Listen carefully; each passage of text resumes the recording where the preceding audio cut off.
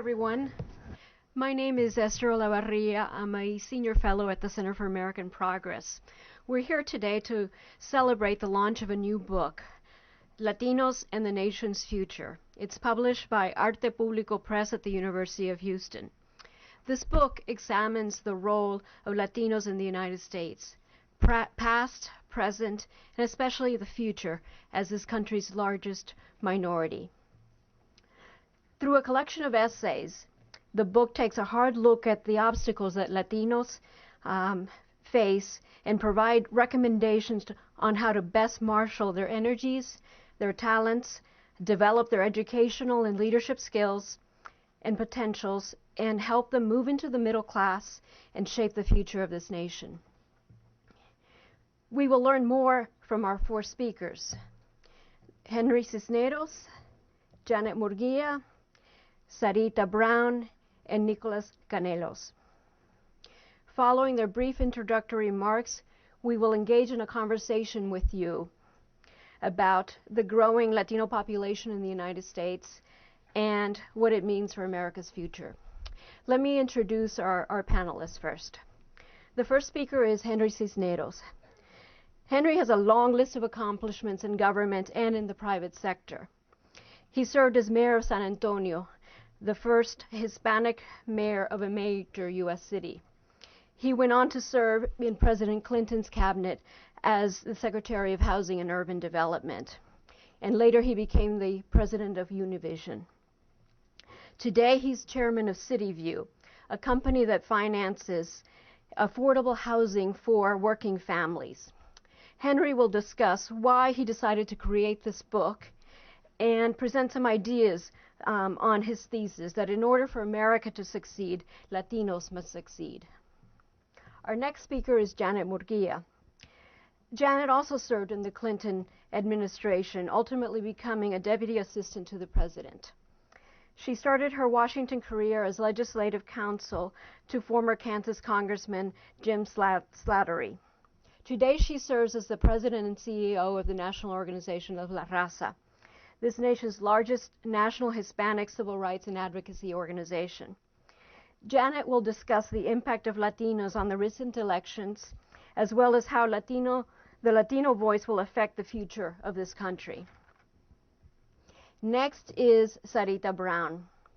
Sarita started her career at the University of Texas in Houston, where she created a national model to promote minority success in graduate education. She went on to serve as executive director for the White House Initiative on Educational Excellence for Hispanic Americans. She later started the Hispanic Scholarship Fund Institute and today serves as the president of Excelencia in Education, an organization working to increase Latino access to higher education. Sarita will discuss some ideas about how to improve the quality of higher education for Latinos. And our final speaker is Nicolas Canelos. He's an award-winning scholar currently serving as the Brown Foundation Professor of Hispanic Literature at the University of Houston. As founder of Arte Press, the publisher of this book, he has devoted a distinguished career to publishing works of Hispanic literature and scholarship and introducing Hispanic writings to mainstream audiences. Nicolas will present a brief historical overview of the contributions Latinos have made to the United States and to the U.S. workforce and how they will contribute in the future. Let's start with Henry. Esther, thank you very much, and thank you to the Center for American Progress.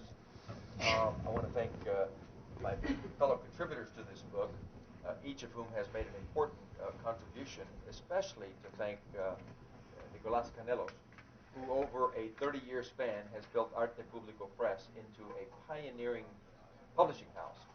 Many noted Latino authors who've gone on to nationwide careers, even global careers, got their start when Nicolas published them first, like Villaseñor and Sandra Cisneros and many others. And he's been very faithful to that mission, and we have talked now for 10 years. Sorry about that. About working. It's in my pocket.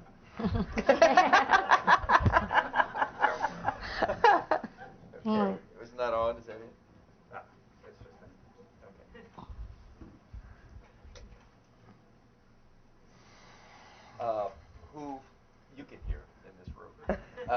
who for 30 years has been very faithful to this idea. And we've talked now for about a decade about doing a book that focused on the Latino trajectory in the United States, and this is the product of that work, so thank you very much.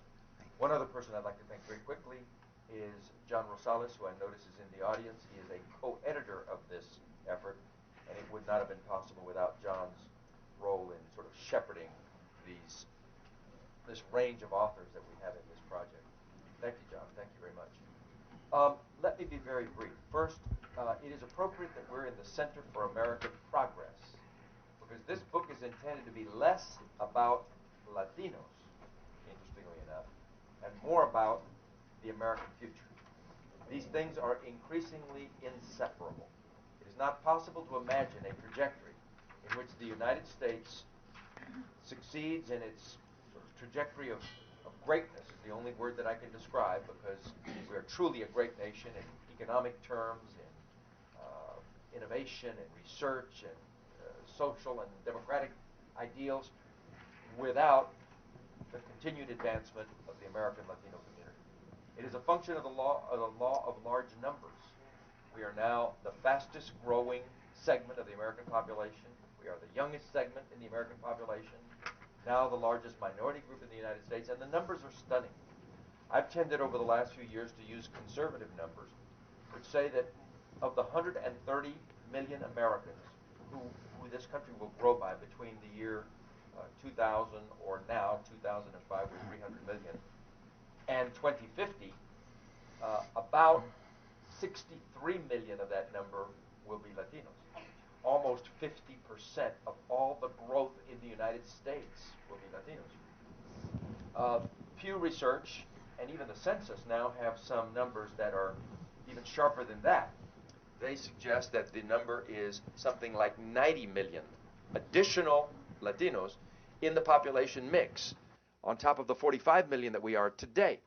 So these are huge numbers, and while at the end of the period, 2050, the United States is a very diverse country, much of what matters in terms of consumer markets and economic force, and certainly at the younger ages, school-age population, and the advancement of people into the workforce, and those who are going to be the workforce that carry Social Security into the future when there are fewer people contributing into the Social Security fund, will be Latinos. This country absolutely must understand that its destiny lies with advancing the prospects of the American Latino population. That's the central idea of this book. It's a very simple case, and the numbers bear it out. And the audience for this project is really twofold. One, the American Latino community itself, that frankly has to come, in my view, to a kind of a different kind of understanding of where we are.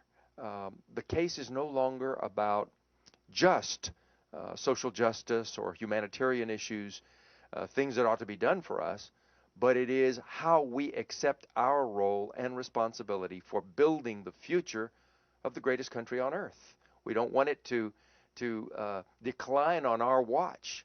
So it means a renewed commitment to education, to job and workforce issues. It means a focus on the trajectory of integrating into American society.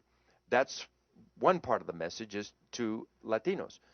The other part of the message is to the larger American society, and the message is that the American society must remain open, as it has been, to immigrants and minorities and newcomers.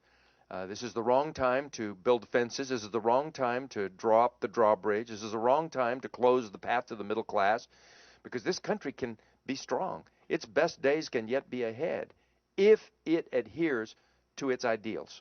Those that we saw at the last time of the great migrations following the turn of the last century, when Americanization and integration were big themes in this nation, or even at the end of World War II, when the returning servicemen were greeted with the GI Bill for home ownership and the GI Bill for college, and made possible the prosperity of the 60s and 70s. When we have focused on opening the doors to opportunity and building the middle class, we've succeeded, and one of those moments confronts America again right now. So we'll talk more in a bit. My job was to just sort of give the overarching theme of the book, and I think that's the case we're trying to make in this project. Thank you. Let's turn next to Janet. Hopefully, why don't we see if your mic is working first? Is my lapel mic working? No. Is that working? So I don't need this? You okay. Don't need this. All right. Well, thank you very much. It's a real privilege for me to be here today and celebrate the launch of this wonderful book, The Latinos and the Nation's Future. I believe it will provide a blueprint for many policymakers and others interested in how this country's largest minority is shaping America's present and the considerable role it will play in the future, as you've heard from Henry. And I just can't tell you how much I want to thank Henry Cisneros, someone whom I admire very much, who's been a role model and a mentor for many of us young Latino professionals. When there weren't very many role models out there, Henry always extended himself to those of us who are working our way through these different roles, and I really thank him for the service that he's given to our community and to the country. I also want to commend the other contributors to this book. It's really been a privilege to be part of this whole effort, and I do think it is a landmark publication. You know, one clear sign of the impact Latinos are having and will have on our country was the role that we played in this election. This was a historic election for the country, but it was also a historic one for our community. Many of you in this room and so many across the country were part of an unprecedented mobilization of Latino voters. When the goal of this mobilization was announced a couple of years ago, the largest turnout of Latino voters ever, that was our goal. Many questioned, can we turn out the Latino vote? Can we mobilize? Can we make a difference in this election? And I think we see that the answer now is yes, we can. And yes, we did. It was really a remarkable effort that so many at different levels in our community played a role in with the help of different partners. It is estimated that slightly more than 10 million Latino voters went to the polls in November, nearly 3 million more than in 2004. That's a 32% increase from 2004 in just 4 years. And there's no question that our turnout made a difference. The largest increases in share of Latino voters were in 3 states, really 4, but 3 in particular where we could see the difference play a role: Colorado, New Mexico, Nevada, and of course, Florida. These were also 3 of the key battleground states that went from red to blue in 2004, and most analysts attribute this to the Latino vote. And we had a greater share of new voters. Just last week, the Pew Hispanic Center released a poll that 21% of Latinos were first-time voters compared to 8% of the general population. And a whopping 40% of Latinos 18 to 29 voted for the first time. So we saw something very special and unique happen here that has helped us move in the right direction to really start finding that political voice for our community that ultimately not only made a difference in this election, but also can make a difference for the future if we continue to grow and build on that. That poll also noted that 3/4 of Latinos surveyed were more interested in the 2008 election than they were in the 2004 election. Our challenge now is to sustain and grow that enthusiasm, not only in future elections, but throughout the entire political process. We have to make sure that those Latinos who didn't get a chance to naturalize in time for this elections are citizens by the time of the next election. We need to make sure we keep registering new voters. It's so important for us to still fill that gap. And we should be encouraging Latinos to go beyond just the marches and protests, which were so effective in stirring that initial movement for our community, to find a way that they can make their views known to policymakers as they debate the legislation that affects our community. Letters and phone calls, emails and blogs. And as our community's political power grows, more Latinos have to participate, volunteer, and ultimately run for office themselves. We need to see that kind of evolution based on the role that we played in this election if we're ultimately going to have that full potential within our political voice. And we need to leverage our growing clout and partnerships to hold policymakers accountable, both those we supported and those we didn't. We should let those we didn't support know why and also what they need to do to gain our support. At the end of the day, we need to have the Latino perspective represented in every aspect of governing. Latinos have to be at all levels of government, including the inner circles of all the leadership in the administration and Congress. So basically, the election is over, but our movement continues, and we must leverage that energy and enthusiasm now into an evolution of advocacy and really making a difference within the entire political process. I'm closed by just saying that I was struck by some of the words that I heard by President Obama at his State of the Union. He talked about the need to remake America and to renew our American values. I can't think of a community that is most prepared to help remake America and to renew those values that are Latino values, are the American values that can help move not only our community forward, but this entire nation forward. So that's what we have to look forward to. Thank you. Sarita, please. On the heels of that rousing comment, the focus for education is really one of human capital. The opportunity that I had to address this issue of education in the context of the full array of issues and challenges that we face as a country is in fact how today all educators, all policymakers, everyone must focus on education. For the United States to be competitive in a global economy, we must have not only trained individuals, well-trained individuals, and a growing proportion of those who make up today's college goers are Latinos. That said, I can't imagine that any of you who are gathered here today and listening do not know the dire statistics as it relates to today's educational achievement levels. While we begin as a community on par with most others in terms of the earliest of grades, by the time young Latinos move into middle school, the numbers begin to drop. And when we look at what goes on in terms of high school, it's a heartache. Those statistics have been true for almost 30 years. And yet, somehow, we have managed to move through. We have managed to go on. Put that in perspective with the kinds of statistics that Henry shared, the growing proportion of Latinos in this country.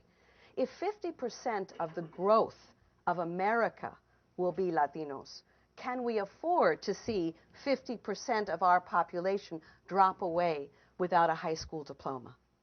That is the way we start the discussion. The issue of the convergence between the current productivity of our public school systems going on in terms of college going, college degree production, and you've heard one of the areas of keen interest for me personally and professionally is doctoral and professional education. Can we afford to simply let those statistics continue? I don't think anyone involved with this book project and gathered here today would say yes. So then the question becomes, what do we do? I've had the privilege to work on this challenge literally from the beginning of my career. And as you heard from my introduction, the venue that I've chosen now is the nonprofit sector, to work in the company of organizations such as the National Council of La Raza and many others throughout the country, in education, in institutions of higher education, to focus on what works. And that requires real sober-eyed views of the trend lines for Latinos. We know that we need to do better, but where are the areas of opportunity? The work that Excelencia in Education has done since the beginning of 2004 has mined that data, not to simply talk about where there is a need to do more, but where there is a great opportunity to intervene. Some of the statistics that we focus on in our problem solving have to do with Latino college goers, because these are the people who have invested in themselves, whose families have invested in getting them that far, and who institutions of higher education say they need and want. As a society, we want to see them succeed. So we look at those who are going to college. Most are likely to be the first in their family to attend college. most likely to live with their parents and commute to classes, most likely to enroll part-time and work off campus, most likely to attend public two-year institutions, community colleges, and most likely to need financial aid. We would suggest as a logical exercise that problem solving and policy making start with this profile. Abandon the practices that higher education continues to use to call these students non-traditional and say, these are our students, and align the programs and services and institutional practices and state level and federal level policy that assumes this is today's student population and serve them well. In our work over the last 4 years, that exercise has brought us to bright spots all over this country.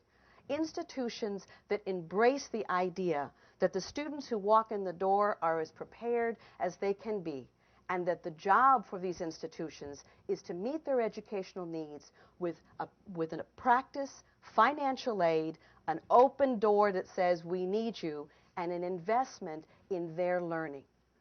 The work that we've been doing over these past years show us that there are places all over this country, both K-12 systems, institutions, and states that are looking at this question of how do we respond from a tactical standpoint with practiced efforts to capture this population. That said, too few are doing it. So in the context of a conversation such as one that we're having today, how can we together make this century the continuing century for this country? It is to look at the unadulterated belief that Latinos have in education.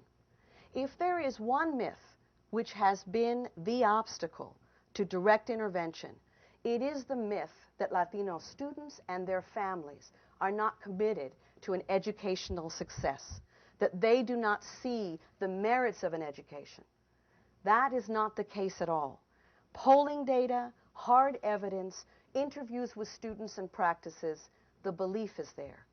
It is the marriage of the kind of information that middle-class families have and share, usually in the pleasure of their homes, that we must make available to this thriving population of ambitious individuals who believe that education is what will be necessary for their success. That should not be questioned. So then we must move to policymakers and look for those who are our champions, who see the opportunity in serving this population. What all of us can do is to know who they are, to know the institutions that perform well and serve Latino students, and to advocate that any institution that does not be criticized, be critical ourselves, but to hold the standard to the performance of success for Latino students.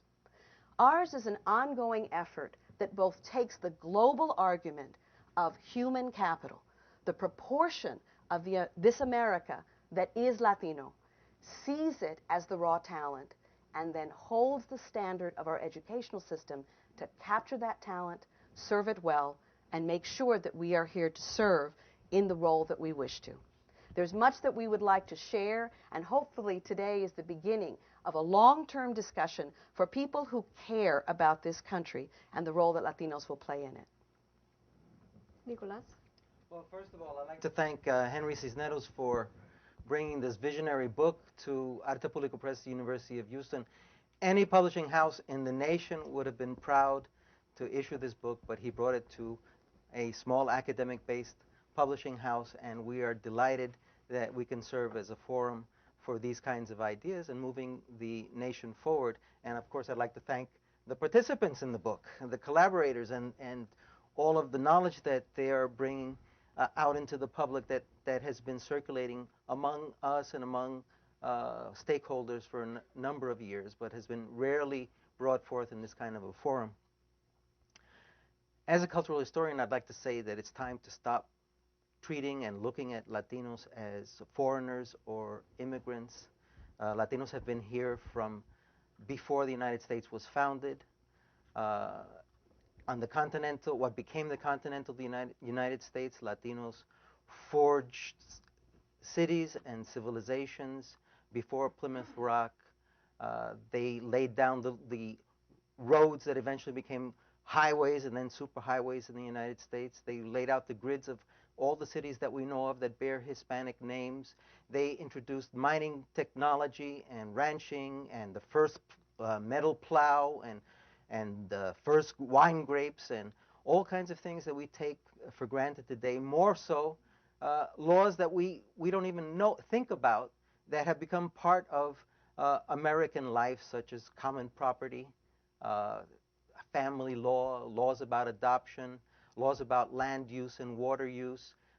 Onward and onward, we can go on with this as those laws pass from the Mexican Hispanic past, sometimes having roots in 12th century Spain, and going into the constitutions of Texas, New Mexico, Colorado, Miami, Florida, Louisiana, California, Nevada. Many of these states had bilingual constitutions. Many of these states had bilingual books of law. And these laws have survived, and we take them for granted as part of our American identity. So many other facets in the American past that have Hispanic roots are what we do, in the air we breathe every single day. Even in the Northeast, there were colonies of Spanish speakers founded before the United States existed. The commercial ties with the Caribbean existed from the 17th and 18th century. They led to the founding of colonies of Spanish speakers in Philadelphia, New York, Baltimore, Boston. If you go further south, Charleston, New Orleans. And all of those communities became bases for the development of Hispanic culture within the United States, and not only within the United States, but always maintaining ties with the rest of the Hispanic world. And this has been part of our substance, part of our culture. Always there has been a connection with the rest of the Spanish-speaking world from these shores, and a give and take, inputs and outputs throughout the whole history of the United States. I direct a research project which has the goal of finding all of the documents and books and manuscripts created by Latinos from the beginning up to 1960, and we have found hundreds of thousands of documents. We've found thousands of books, and at each stage in American history we see that these documents prove that we have not only participated in American culture, American public culture, but we have always thought about and contributed to the issues as they marched across American history, from the War of Independence fought against England, the Civil War, all of the wars of the United States. Latinos have been important participants. We have worried about and fought for the abolition of slavery. In fact, in most of the Latin American, most of the Spanish American countries, abolition of slavery was achieved during independence, as contrary to the United States. So within the boundaries of the U.S. and the areas that were soon to be incorporated to the U.S., slavery did not exist in those areas. And those were kinds of things that we brought with us into the United States. The abolition of slavery. We've talked about women's suffrage forever. We've talked about all kinds of national issues and contributed to them. In fact, in the sphere of women and law, women could inherit property in the Hispanic legal tradition. They could keep their names. They could participate in, as I said before, community property, all kinds of issues that we, again, I say, we take for granted. So I say it's time to turn away from the immigration issue that is so debated in the media and think about this. Latinos have always been here, and they're going to stay. And they're forming an unanticipated, perhaps surprising for many people, portion of our nation demographically, and growing very much so into the future. So what do we do with all of this human capital, with these human resources? What can they bring to the nation? My colleagues have mentioned many, many other things. I would look to another vision. If we develop the bilingual, bicultural background of Latinos in the United States, we can become brokers of north-south, south-north, culture, politics, commerce. We have the capacity to communicate with most of the people in the whole hemisphere. Guess what? Spanish is the majority language in the hemisphere. And we can develop these resources that we already have within our boundaries to become the educated purveyors of this internationalism or transnationalism. We can develop a new type of society within the boundary of the United States, a transnational, transcultural society. This is a vision for the future. This is not idealism. It comes down to dollars and cents and corporations. And just look at one example that we know, and that's becoming a major television medium in all of the large cities in the United States, Univision. The first to broadcast from Alaska down to Tierra del Fuego via satellite. And you can receive the same programming from Alaska to Tierra del Fuego. That's millions and millions of people and a great economic base. Thank you. Thank you, everyone, for those very insightful remarks. Let's turn first. Well, as moderator, I'm going to ask a few questions before I open it up to the rest of you in the audience. So I'm going to first turn to the issue on all of our minds still, which is the election that happened on Tuesday. President Obama made history, sworn in as the first African-American president. And it was a very joyous, a very moving occasion for all of us who witnessed it here and around the world. As Latino leaders and scholars, what does an Obama presidency mean for Latinos and for the future of Latinos in this country? Well, let me just say, I think it has at least two major points of significance. One of them is that President Obama has introduced to the country the concept of multiculturalism at the highest levels and throughout the society. I think it's going to have massive implications, not just in government, but throughout the society. It's one of the sort of tectonic shifts that characterized this year, and he personifies it and brings dignity and commands respect, and I think it's hugely significant for all minorities, and Latinos, like other minorities, will be the beneficiaries of that new sense of understanding the diversity, the richness of talent, the breadth from which talent comes in this country. Secondly, his program of governance is very aspirational. In fact, early on in the campaign conversations that I was privileged to have with him directly, we discussed the aspirational themes that Latinos relate to. Because our population is young, because so much of our future is ahead, because our people are hard workers, because they understand the concept of parents sacrificing today so that their children can have a better life, because we're a faith-based community, etc. All of these kind of forward-looking, inspirational, aspirational themes are important. What does that mean in practical terms? It means focus on education. It means focus on things like health care so that people can have stability in their lives in terms of health and economics. It means people who are hardworking demand a minimum wage and grievance procedures and a better workplace conditions and a sense of progress from a wage standpoint.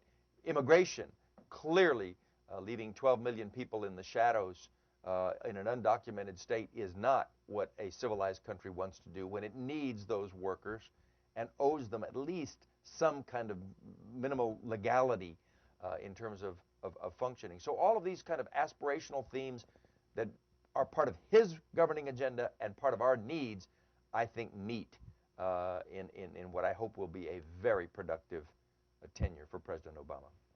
I'll just briefly add that I think it was both symbolic and substantive for the reasons that Henry's laid out. But I think from a symbolic standpoint, to see a man of color, a person of color, take the highest office of this country gave not just all of us, but what I was really impressed with was how children, young children, were touched by this candidacy somehow. And the fact that he's giving all children of color and really everyone a chance to see a new profile of what our president can look like. And that sends a very strong message of inclusion and diversity that comes, I think, at an important time for our country. And I think the fact that we now have for children a new sense of what a president can look like gives us all a great sense of hope and aspiration that anyone can be president. All of our kids can be president someday, and they need to have that aspiration. They should have that aspiration. It's what this country is founded on.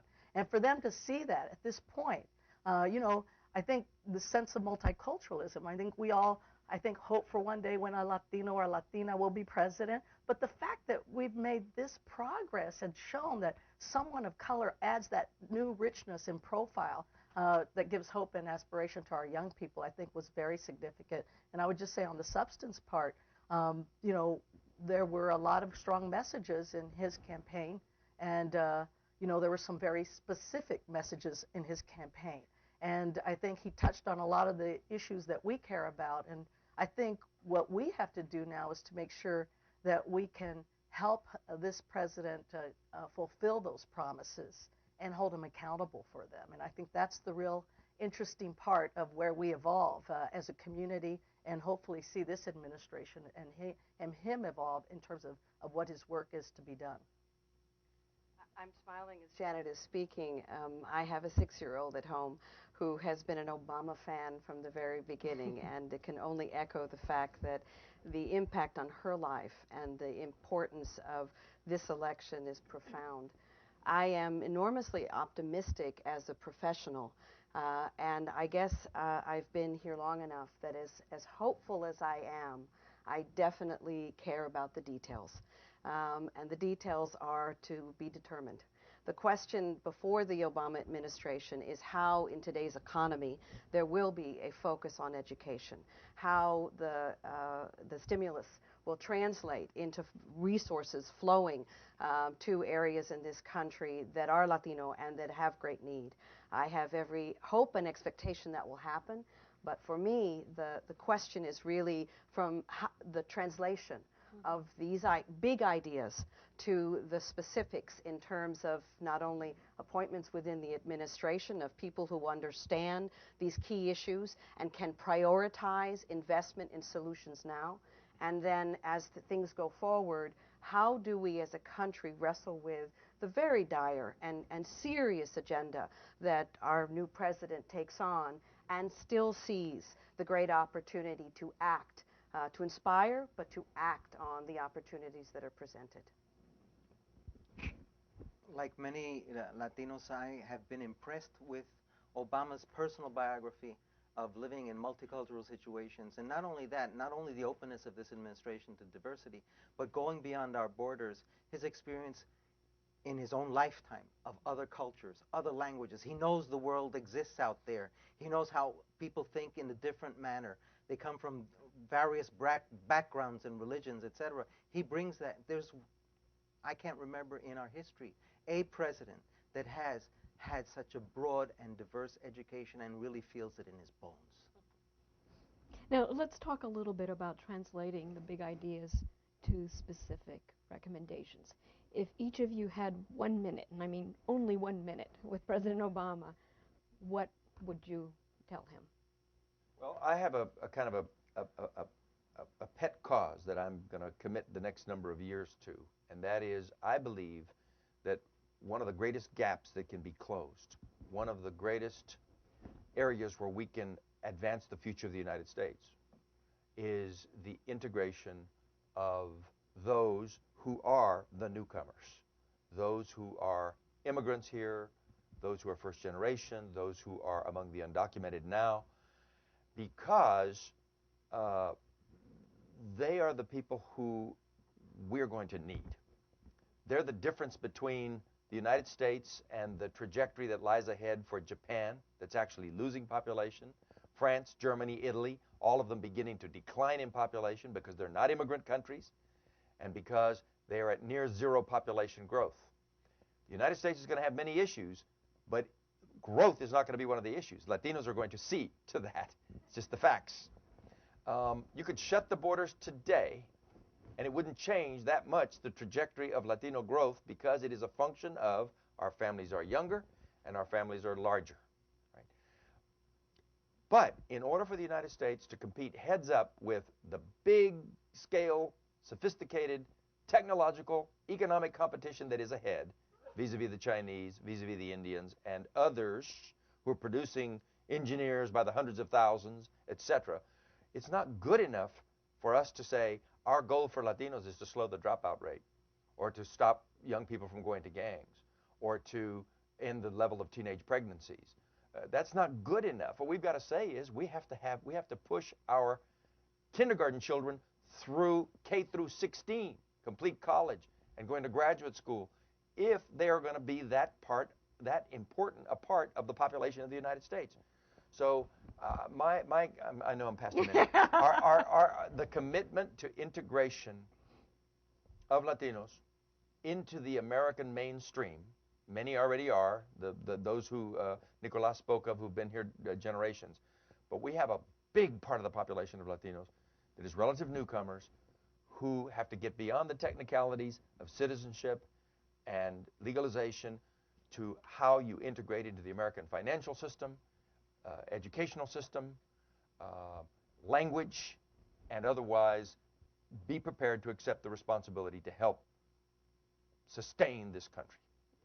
Janet? Yeah, of course, I would hope that he'd had his 1-minute conversation with Henry, and then I would piggyback on that. But basically, look, at NCLR, I know sometimes we get tagged with only talking about immigration because it's so important, but the fact of the matter is we're involved both in program and policy on education, on health reform, on education reform, on workforce development. We have a broad brush we're involved in across the spectrum of issues. But I will say this. I think if I had a minute with Obama, I would just say how extremely important it is for him to fulfill his promise to have comprehensive immigration reform. The fact of the matter is that until we get that issue off the table, it will inject itself, infect any other legislation that he's trying to move through the Congress.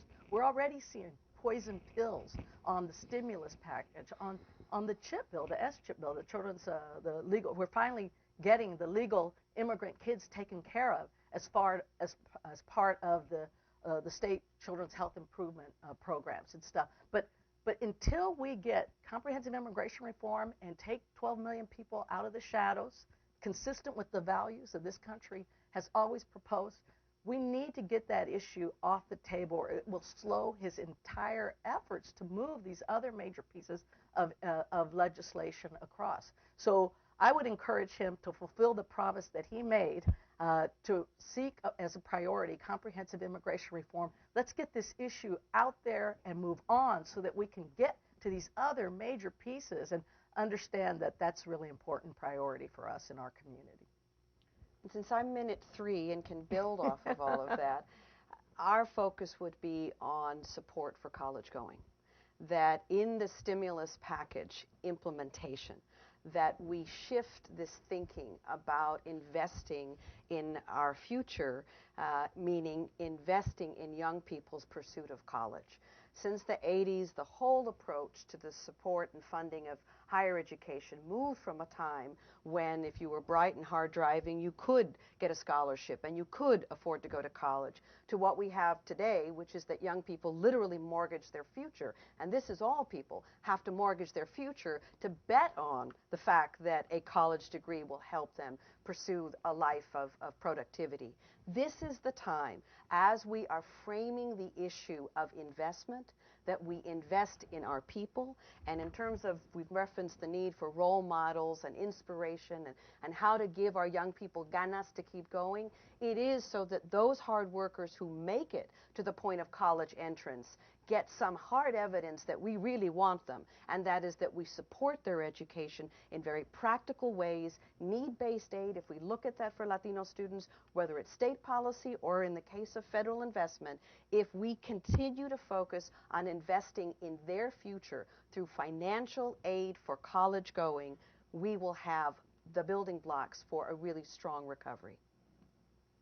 As a college professor and nonprofit publisher, I would be remiss if I didn't mention the walls that we keep bouncing our heads off as Latinos. President Obama, please integrate the national cultural institutions, the National Endowment for the Humanities, National Endowment for the Arts, the Institute for Museum and Library Services, the Smithsonian Institute, and other agencies. We know that the agencies across the board need to be integrated. They need to open up and reflect what the United States looks like, and to start serving a broader sector of the population, especially Latinos who have been falling by the wayside for decades. Sure. I think it's an important point on the minute I had with him on immigration. I think to underscore, you know, not only is it the right thing to do if he wants to get his legislation and the legislation that's in the best interest of this country down, but I do worry the expectations among our Latino community are very high, whether that's realistic or not. But we felt like we did turn out. Everybody did too. Everybody else did too. But we felt like we turned out in a unique way. And I worry, quite frankly, that if he doesn't fulfill this promise, that same energy and enthusiasm that we saw turn out could turn against someone who's not seen as having followed through and fulfilled that promise. And I think there's some real political consequences as well as substantive consequences in terms of doing the right thing for this country. There will be political consequences for our leaders who do not understand that we are sending a strong message through that turnout, and that we're going to build on that turnout to hold people accountable. At the same time, no, I agree totally. But at the same time, one needs to recognize first, there are two major crises before the country at the moment: the economy and the terrorism wars, Iraq and Afghanistan. And also, given that we are in a recession, it generally is a time in which it's a very difficult setting in which to talk about things like immigration. So Janet is completely correct, and yet it's not going to happen in the first year. This is probably something we see over the couple of years. And I'm not flacking for the administration. I agree with her, it needs to happen, and I'm certainly, absolutely, totally hopeful that it happens before the 4-year cycle of this administration. I hope by the second year or so, the economy is strong enough that the politics of the country can sustain it. We have to keep our eye on the ball. She's totally correct, and I join her in putting the pressure for completion of those promises. But we have to have some reality and patience that it probably doesn't happen in the first batch of legislation. My guess, just a guess. Well, to pick up on that theme, we saw, as Janet, you mentioned, Latinos coming to the polls in record numbers. But we also saw them shift to Democratic candidates, to President Obama over John McCain, as in Florida, but overall by a margin of over 2-1. What motivated the Latinos to vote and to vote for Democrats in this election? And going back to the immigration theme, something near and dear to my heart, what role did immigration have in this election? Do you want to take that? Well, let me just, I think what motivated Latinos was the same thing that motivated Americans in general, and that was the desire for change. Let me just, again, I have a kind of a pet theory here that this was much more than just a change of government, what we saw last Tuesday morning. It was more than change of administrations. There are at least 3 or 4 major shifts in the tectonic plates in the country. One of them is generational. This is a generational handoff.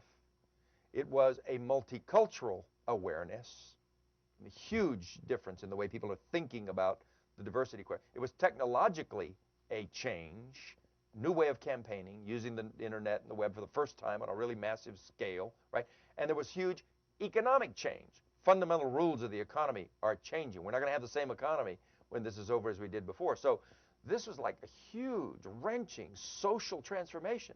Latinos understood those things, like everyone else, perceived the change, and voted for the person they thought could best manage that change. That's my sense of what happened. Well, but I'd like to really dig down a little bit deeper. There's no question that that's true. But the fact of the matter is if we don't take 2006 as a lesson for the Republicans and what sort of has been happening, but the rhetoric, the extreme rhetoric that came out of the immigration debate. And there's no question our community cares about every issue, including the economy, as Henry talked about. And I don't disagree that we have to restore our economy. I think it's hard to restore the economy and talk about creating new jobs when you're ignoring jobs that are right now filled by 12 million undocumented people. So I do think you have to talk about the economy, restoring that first. But there's no question in my mind that the extreme rhetoric that came out of the immigration debate tarnished the Republican brand. The Sensenbrenner Amendment that was pushed, that was the inspiration for the marches, really, I think, spilled over into so many of the things that our community thought about. They thought about the change. They thought, of course, that they wanted a president who was going to deliver on change across a number of issues. But there's no question in my mind that despite, and I really admire John McCain for the position that he personally had taken on immigration and the work that he had done to champion it in the Senate. But the fact is that the party really lost its, I think, its compass on this issue and has been out of the mainstream touch of the Latino community when you saw the rhetoric turn into what it did become. And there's no question in my mind that that did spark a movement in our community, and it built on that. And that's why I believe that dealing with this issue by this new president is so important ultimately. And of course, it has to happen in the first 4 years. But I think we have to make sure we are pushing to see that it happen as early as possible so that it can help, so they can get that other legislation through. But there's no question in my mind that the immigration debate affected, and the rhetoric coming out of that debate, and the strong demagoguery that came out. I don't know if you remember, but in the Republican presidential primaries, how every candidate in the Republican presidential primaries, except for McCain, was trying to out Tom Tancredo, Tom Tancredo. You had all these folks really, talking in extreme ways, and in many respects, our community saw that as very disrespectful because even though we're not immigrants anymore, Dr. Canelos, we see that when they talk about immigrants, they talked about those people. Senator Menendez is quite articulate when he talks about the rhetoric that occurred on the Senate floor in our most august body. And when he heard people talk about those people, they weren't just talking about immigrants. People don't know the difference between who's here legally and who's not. They were talking about all of us. And that's the sentiment that I think we took to the polls in November. Good point. And Nicolas, let's continue on this theme. In your essay, you talk about the contributions, the cultural contributions that Hispanics have added and basically helped to transform the American dream, because in part their unwillingness to renounce their Hispanic culture, and this helps strengthen our ties with the rest of Spanish-speaking countries. And you talk about the transnational and transcultural bridges that Latinos help create. But given this ugly rhetoric that we heard on the Senate floor, the increase in hate crimes, Lou Dobbs every single day saying all of the anti-immigrant, anti-Latino things that he says, what advice would you give to Latino youth, to Latino leaders in the face of these anti-immigrant sentiments? Well, our leaders, of course, have to stem the tide of this kind of discussion at every opportunity. But it's not new. I mean, since the Know-Nothing parties in the 19th century and repatriation campaigns during the Depression when more than 1 million people were deported, and at every step in the history of the nation when immigration is attracted and recruited because of the labor that we need for our factories and fields, or because we need manpower for World War I or World War II, it's been an on and off deal. So we've been through it. We know that people are speaking through their hats, and they make hay out of racism and ethnic baiting, what have you.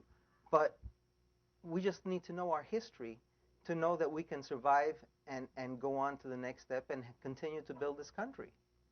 I would just add quickly, I believe that part of the answer is the theme we've tried to strike in this book together, all of us, the authors, which is that America is changing.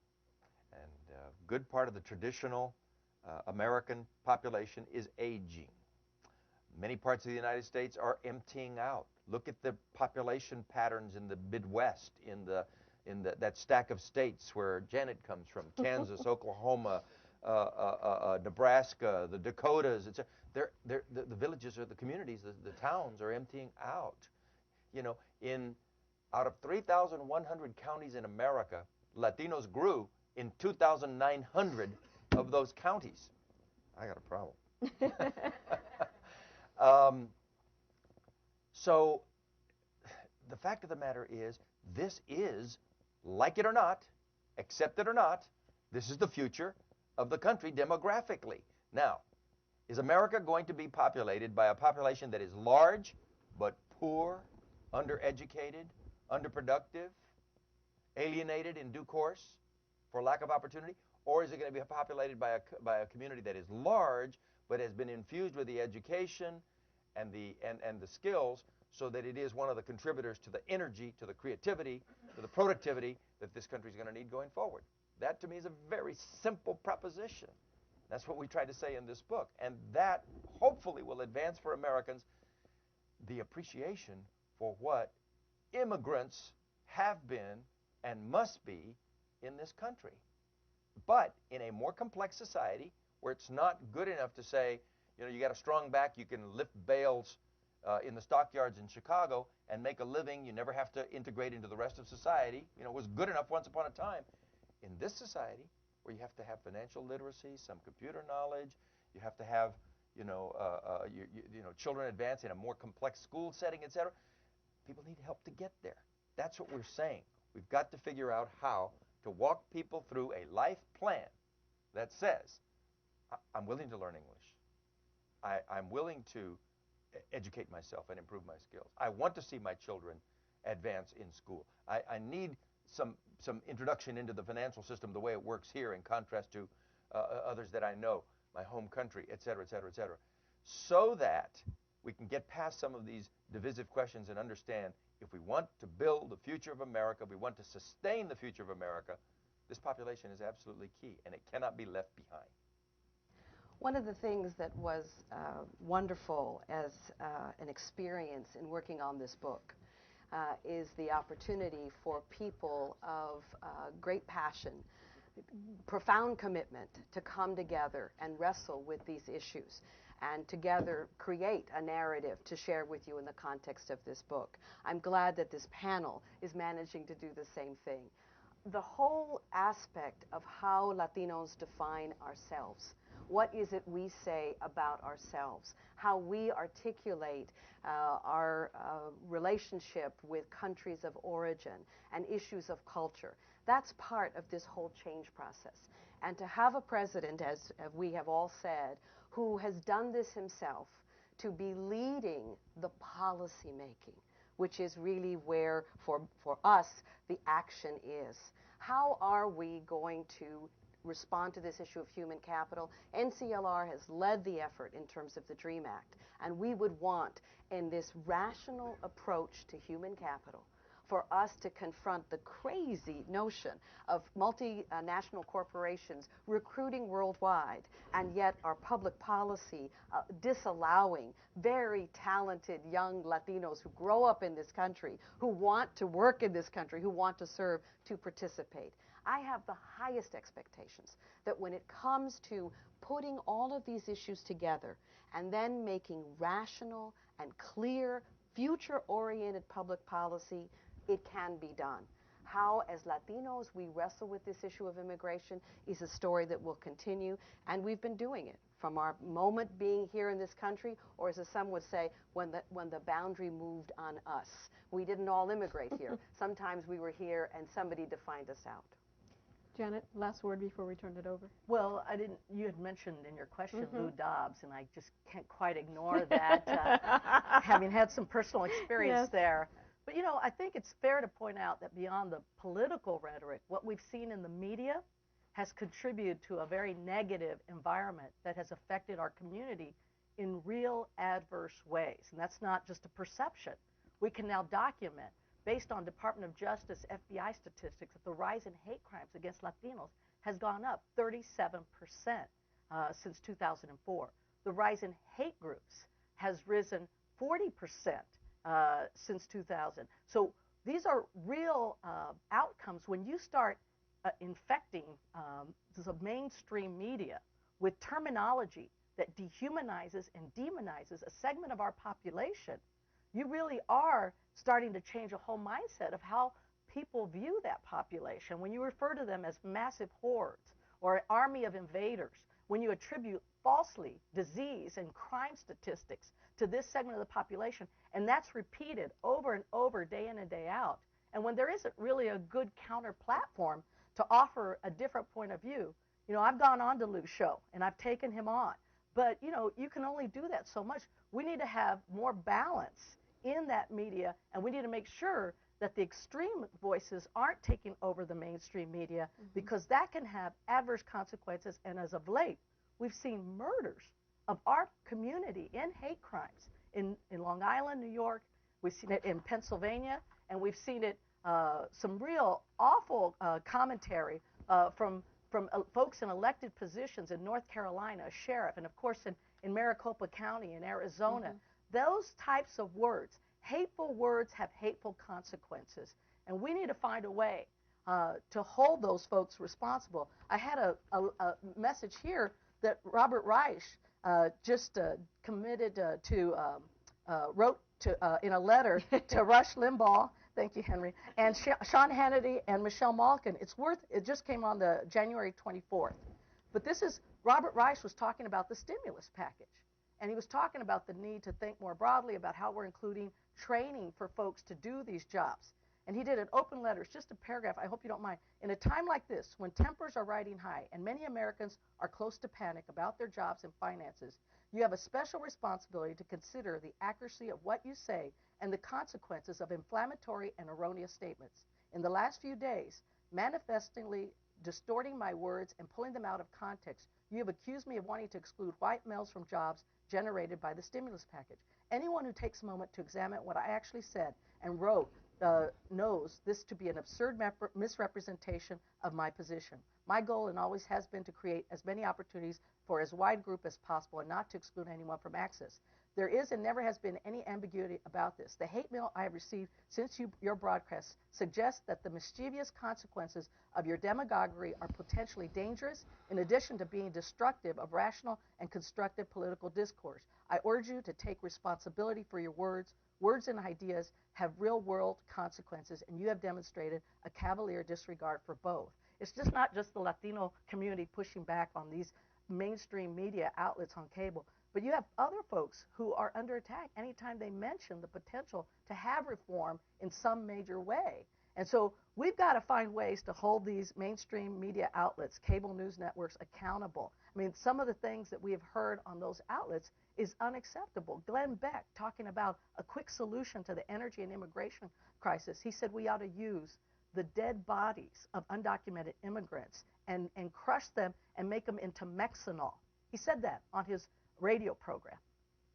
That's appalling to Latinos, but it should be unacceptable to anyone in this country to have that kind of language used and not have a reaction out there. So we've got to find ways. We have a website, wecanstopthehate.org, where we try to educate folks about who these people are talking about this and what the impact can be on us as a society. But I think the next step has to be that we have to use our economic power, and who are the folks advertising on these shows. And we have to show not only political strength at this time, but we have to show the weight of our economic strength and ask folks to not support that kind of language or programming and use our economic power to do that. Why don't we open it up to questions from the audience? Yeah. Hi, this is Suzanne Gamboa from AP. Can you just tell me more about your initiative on integration, when you plan to launch it, what specifically you'd like to do? And I'm wondering if you could just segue it once more into the larger issue that is the theme of your book. Well, for the last couple of years, I've been nurturing along a nonprofit effort that we call Our Pledge, at least working title, and Our Pledge, taken from Our Pledge of Allegiance. I hope that 2009 is the year that this can be launched. We have foundation funding from the Knight Foundation and the Broad Foundation, and the idea is to create an entity that will join with others, like the National Council of La Raza and others, in a two-pronged effort. One is to evangelize, to proselytize, to counter the message, to articulate a message. Very important, as Janet has made very, very clear today, to get the language right, push back against the mainstream media that is marginalizing people, and articulate for the country at large the significance of immigrants and the role that they play in the American future, the absolutely invaluable role they will play in the American future. I mean, the alternative is to have a future like countries like Japan and Germany and some of these others that are going to have huge problems. They're going to have to import workers, and they have no history of immigration. We have a history of immigration, so this is a wonderful salvation for our country if we think about it in the right way. And then the second piece, the second arm of this, will be to team up with the network that already exists of churches and nonprofits and schools, and begin to offer a kind of educational curriculum, if you will, that focuses on how people integrate into American society. English classes, which are oversubscribed now, we need more of it. Helping parents understand the way the schools work here and how they can help their children advance in school, hugely important. Financial literacy, how to get their feet on the ground on basic financial transactions, and then more sophisticated ones beyond that, like retirement planning and so forth. Involvement in the civic life of the country, voting, participation, civic engagement at the school level, et cetera, et cetera, et cetera. But in effect, a kind of a regimen that says this is a life plan, and you can learn the elements of this life plan. That's, in 25 words or less, what we hope to put together. Okay, we had a question way in the back, and then we'll work our way. Can I, just while you're getting, I would just reinforce the need for English language classes. I think there's some irony out there when we keep facing English-only initiatives. And the fact of the matter is that our community wants to learn English. They know that the only way to be successful in this country is to have that language knowledge. But yet, it's often community-based organizations, nonprofits, who are the ones providing it. There's not been a major infusion of federal resources, or quite frankly, foundations have done some of that, but we need to see more of an investment if we're going to really integrate this community and have them be the asset that they can be for the future. Our folks are hungry to learn English, those that are new immigrants, and that the issue isn't a desire to learn English. It's really about having the right resources and support to do it. And our opponents, in playing wedge politics, play both sides of this question. They will say they don't speak English, and yet when English programs are offered, we'll oppose them on the grounds that if they learn English, they will stay. And so they play on both sides of it, and it's unacceptable. And we just simply need, I mean, you go back to my 1 minute with President Obama when I answered immigrant integration, it would be actually involving some of the entities of government, Homeland Security and other key roles, in the integration process. That's why I said, beyond legalization, beyond citizenship, those are not enough. They're technical points that you cross you from one legal status to another, but they don't integrate you into the society without a whole series of other things. In a complex, modern, sophisticated, financially interwoven, technological society, people need more help than they did in the 1900s.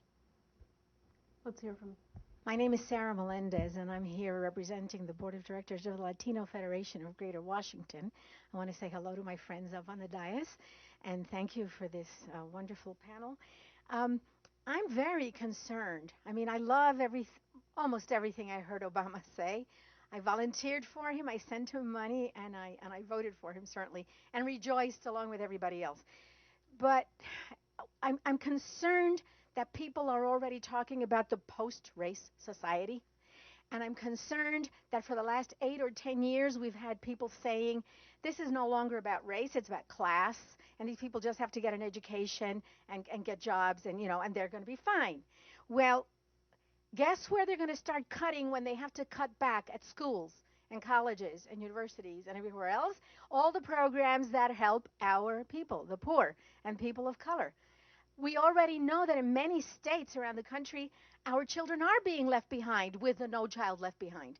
The states, very often, including Massachusetts and California, which were leaders before, don't even mention any special services for Latino kids or allocate any special money for No Child Left Behind for Latino kids. And when we ask them, you know what they say? Oh, no, but they're included in everything. And we know what happens when we're just included and not mentioned or singled out. So I would hope that we could prevail upon all the Latinos who have become rich in the last 20 years to put some of their money, the way Ward Connerly does, into fighting all of this right-winging stuff because it's coming back. And I would also urge all of you, including the moderator, that we continue doing these wonderful kinds of panels, but let's include other Latinos who are not Mexican American only, because 33% of Latinos are not. And sometimes we have a little different perspective on the same experience. And I can help you find some if you need them. We actually have a Cubana, Puerto Riqueño. Well, when I saw the program, I saw the panelists were 3 Latinos, and I said, they're all wonderful. I mean, 3 Mexican Americans. I didn't see Canellos first. And Esther. You're all great. I love you all, but there are others who may have something to say, too. Thank you. Sarah, your point about the post-racial categorization, I do think, I mean, that was my reason for the comment about we are defining for ourselves. From a policy standpoint, the one profound contribution of No Child Left Behind was the use of demographic data in terms of looking at student achievement. And from a practical level, to abandon that, let's rename the Elementary and Secondary Education Act when we reauthorize it. But as a practical level, we do need to stay focused on that. In terms of being post-anything, the fundamental aspect of this exercise is who is in need, how do we respond to it, and what do we do?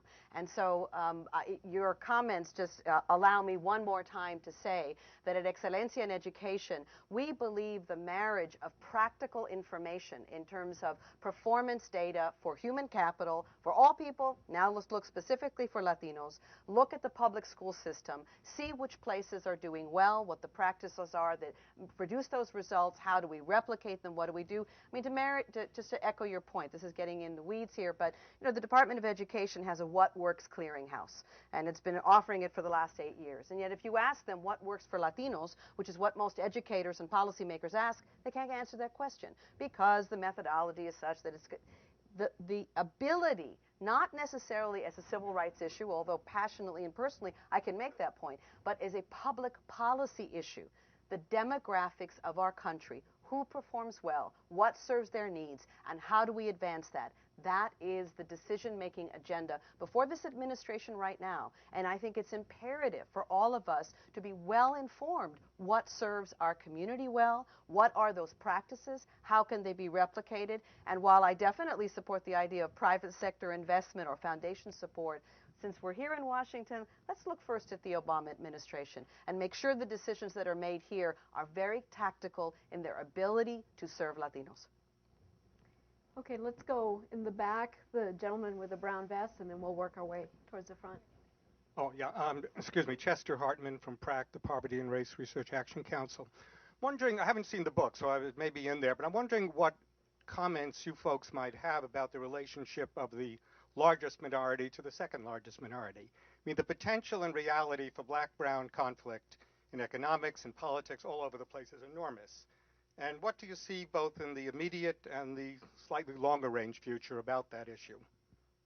We don't speak to it in the book directly, but I'm personally optimistic on this front because of what is occurring at the local level. Places like Los Angeles, where Mayor Villaraigosa has the support of the African American community. People asked me during the campaign whether Latinos would support Barack Obama because there's some instances in the past where in a given place Latinos were not supportive of the African American candidate. I said quite the contrary. There's a strong record of support.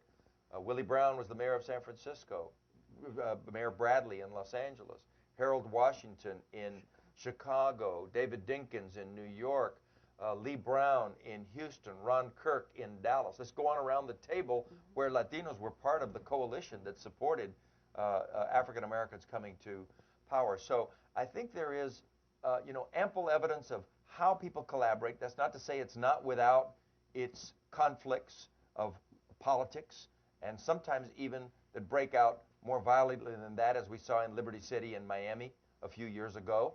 But for the most part, we have the mechanisms in our society to have a dialogue, a conversation, a trading, compromise, negotiations, transactions, political transactions. And I believe that sophisticated African American leaders like President Obama, who understands that he probably would not have won Nevada or New Mexico or perhaps even Virginia, Florida, without very strong, unprecedentedly strong Latino votes, both in numbers and in percentages, right? Is going to observe and respect the need for a transactional relationship. I just might want to add a point on that, and I'm really not piling on the media. I have a great appreciation for the media, but one of the things that I have noticed is that when we read stories about the growth of our community, there is a tendency in the media to create a wedge as well. They talk about our growth as we're winning versus others, and it's sort of like winners versus losers. There's sort of a wedge to the way these stories are written, and I think we have to resist that and reject that, because the fact of the matter is, as all of us know, there's more that unites our communities than divides us, and we have so much at stake in coming together to advance common agendas that will lift all of us, and that's really important. But I do note that there are some folks who want to create an issue here. I will say that at the national level, I feel like there has been a lot of effort to reach across. I know for NCLR, we've had Mark Moriel, president of the Urban League. Not only has he spoken at our conferences, but we've engaged with them on partnerships around foreclosures and helping both the communities come out of this in a time when we can help save some of their homes.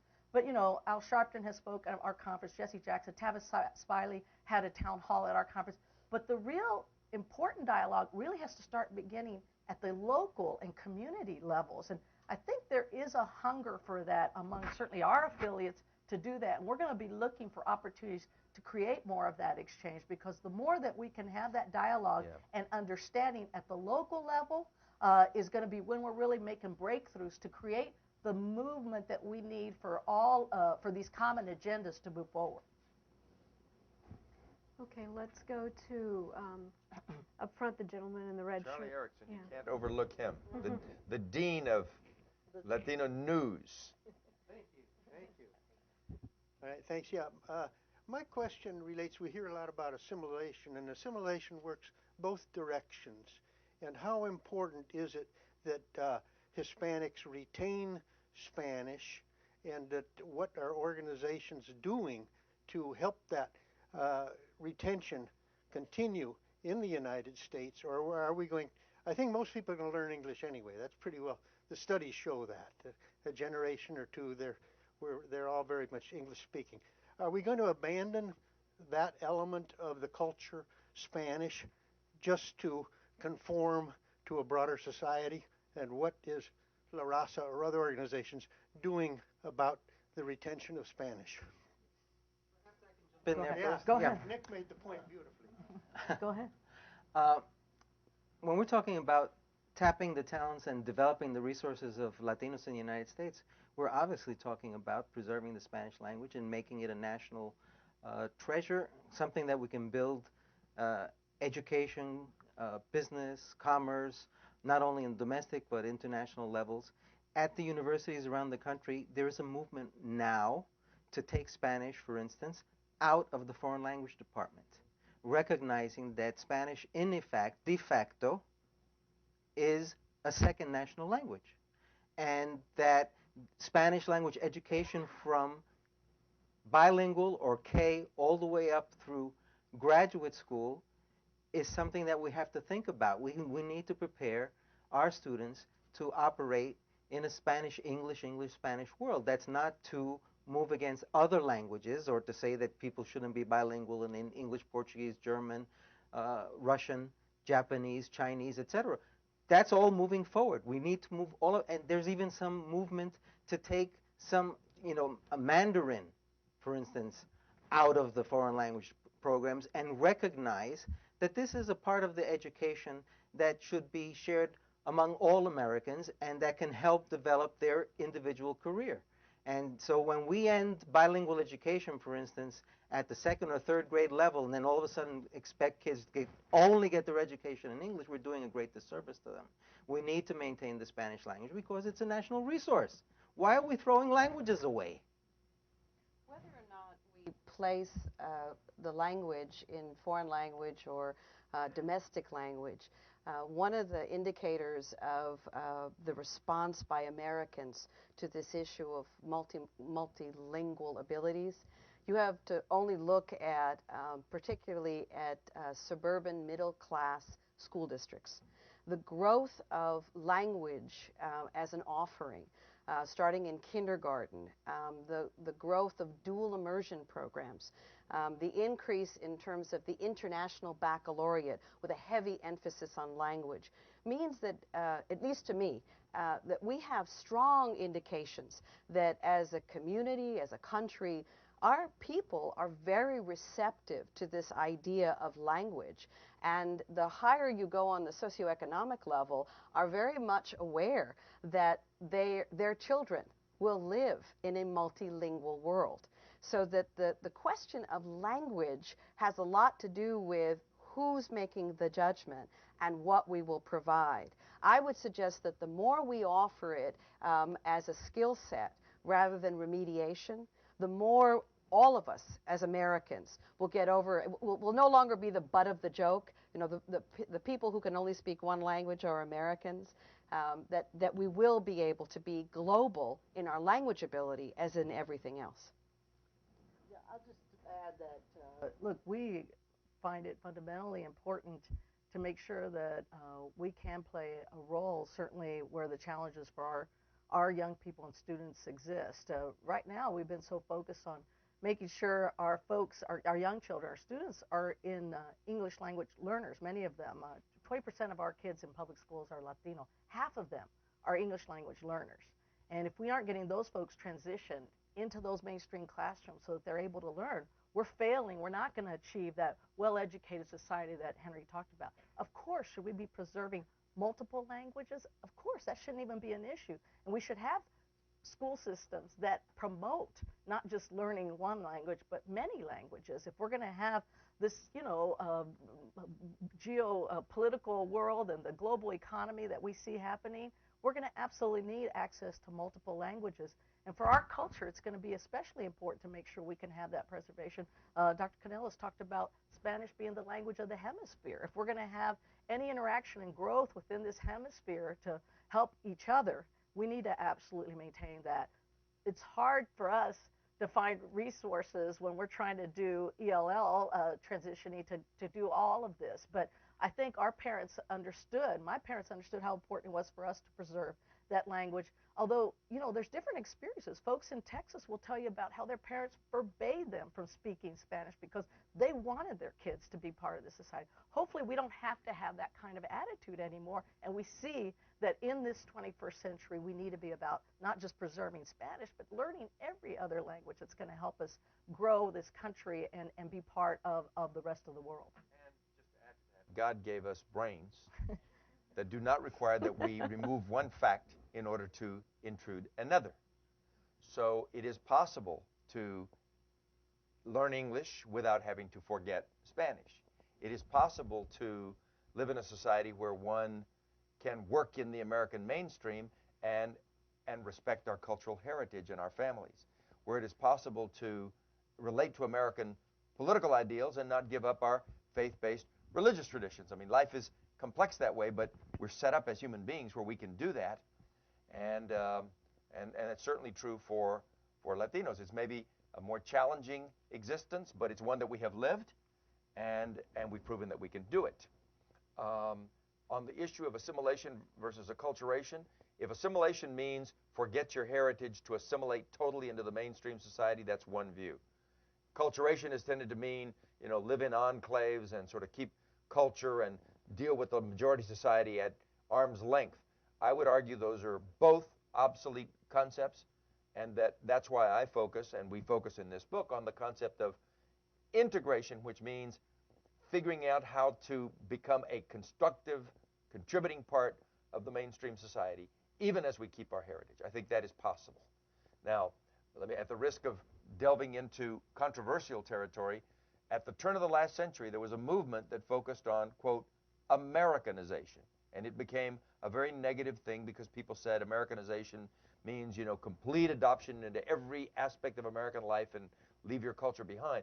I think we need to recapture the phrase Americanization and use it basically as the flip side of the coin that is Hispanization. People talk about Hispanization of the United States as the dynamic of this growth that we've been describing. And one of the things that's going to be profoundly and notably different about the United States 20 years from now is the presence of Hispanic names and people and architecture and culture and music and movies and in every aspect of American life.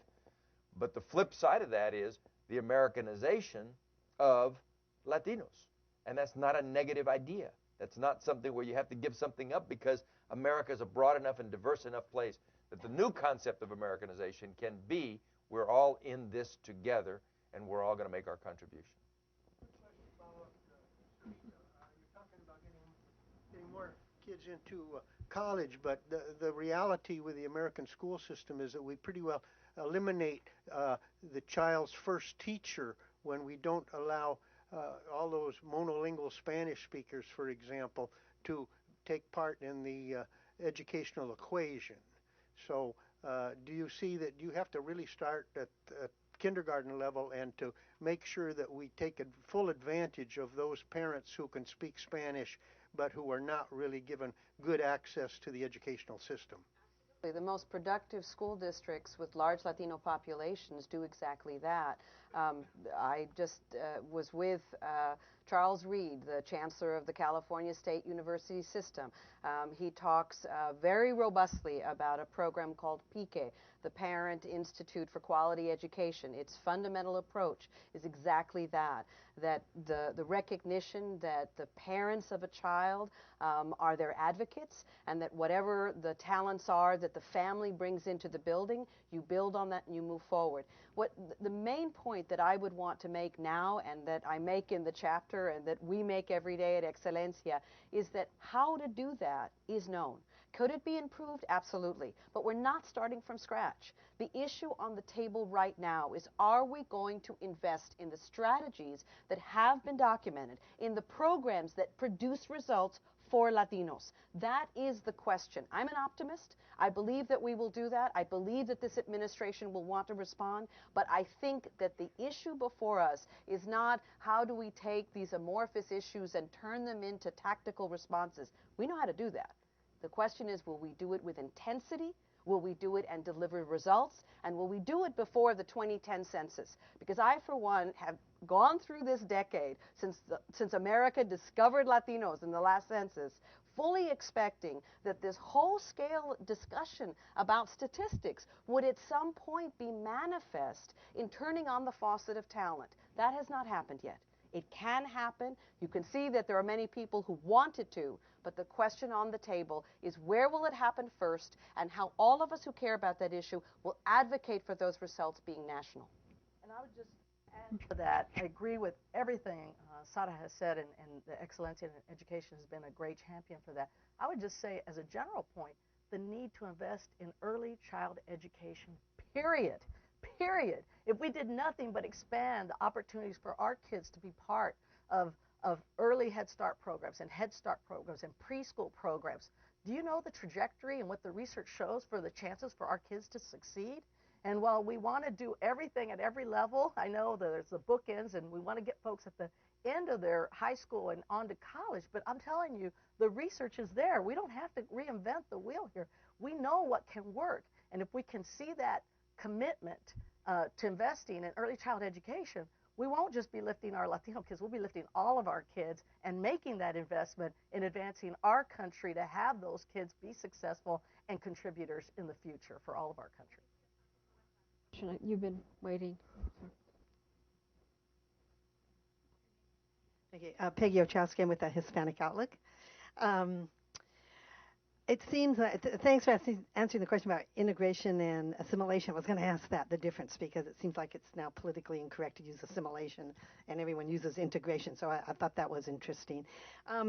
It seems like NCLR, particularly on so many of your issues, you are advocating for especially the children who are here illegally. But I'm wondering about the DREAM Act. As you know, the children of temporary immigrants, especially the ones who have the H-1Bs, highly skilled workers, when their children graduate from high school, and many of them are very good students, they do not get in-state tuition. They do not qualify for scholarships. So I'm wondering if in your DREAM Act you will also advocate for all immigrant children to get in-state tuition. I think it's a hard argument to ask for benefit for people who are here illegally, that legal immigrants and even, of course, American students who don't live in state don't get. Stopping a stronger champion for legal kids on this S-chip bill than NCLR. So we argue for all of our kids, and we will continue to advocate for all of our kids. And there's no reason why children have to be punished for the acts of their parents. These kids, well, I just want to make a point, because you seem to make a distinction between undocumented children and those who are here legally. And all I'm saying is that as a society and as a country, our values in this country are not built on distinguishing between children and who should have access to either health care or education.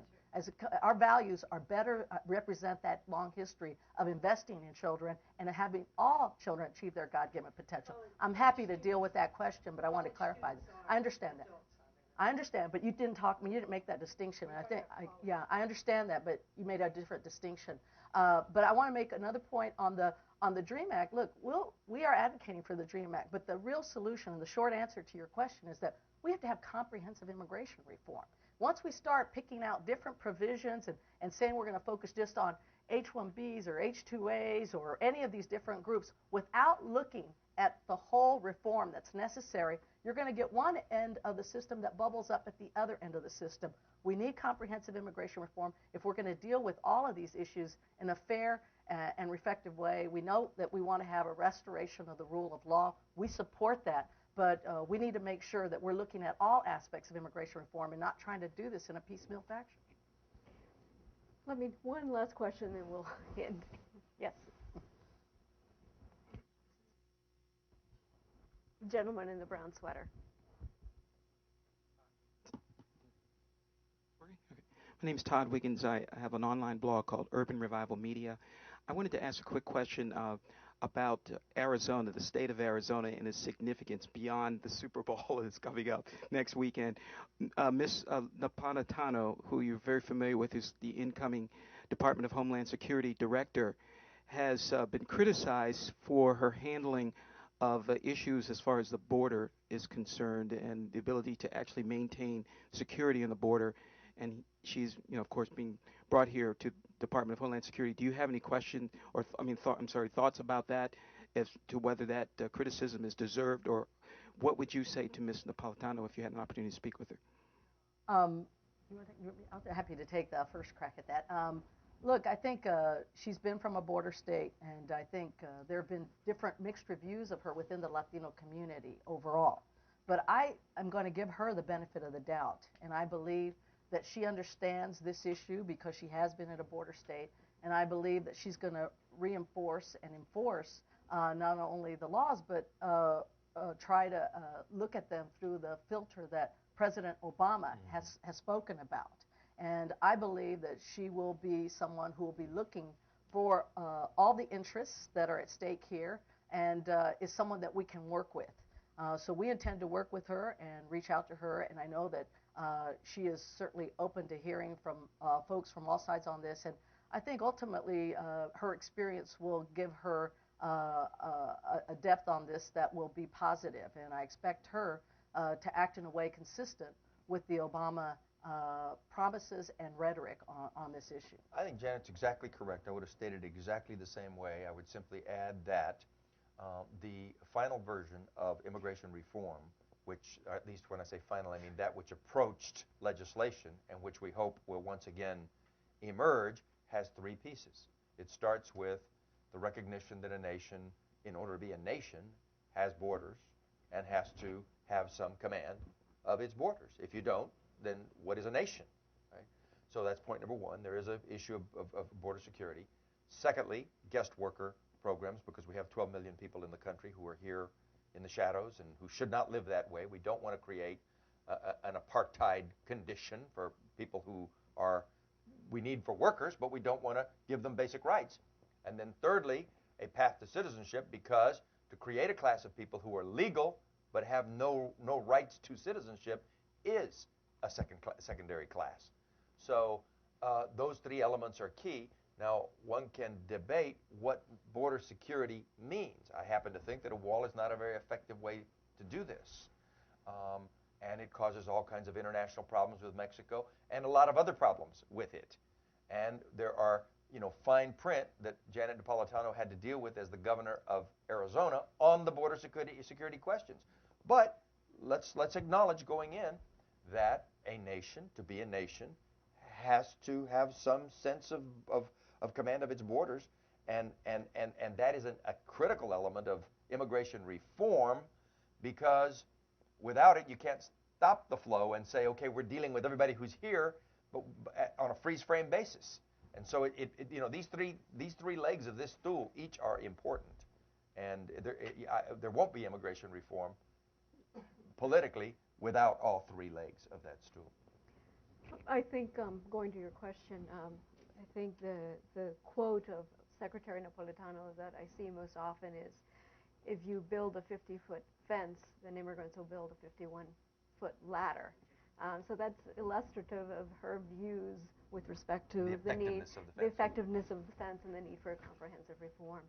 Well, on that last word, I want to thank everyone for coming today, and our speakers especially, and your recommendations not just to President Obama, but to all of us on how we can work together and make sure that Latinos become an important part of America's future. Thank you, Esther, and thank you very much for being here, folks.